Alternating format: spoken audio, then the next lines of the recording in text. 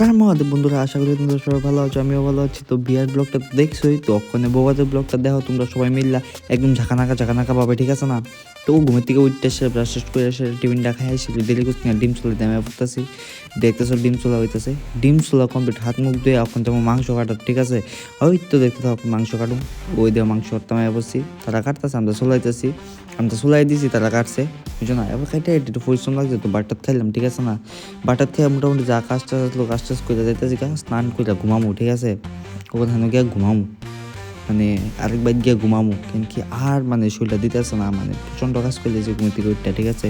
এত কাজ ভালো না শরীরের লেগে, ঠিক আছে? তো এরপরে কাজ টাজ কমপ্লিট করে সেটা রেডি হয়ে যেতেছে বউ ভাত খেতে আমার কি, বুঝছো না?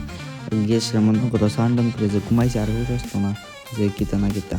তখন এন্ট্রি মারতেছে, দেখতে পারতেছ একদম জায়গা না ডিজে বিজে লাগাইয়া জামাইবো একদম সাইজা ওই গান, মানে কিতা করতাম আমি একবারে রিসেন্টভাবে গেছি, এখন নাচ গান সব শুরু হয়ে গেছে। ওই দেহ কি নাচ শুরু হয়েছে, ওই দেহ তোমার বাইক কি নাচ দিছে, মানে আমি আর বুঝো না, আমার বাইকের আমি তো এরপরে একটু বয়ে এসে চুলটা একটু ঝাঁকানা করে একটু দেখলাম যে আমার কীরকম লাগছে না কি লাগছে, এটা একটু চেকিং করতেছি আর কি।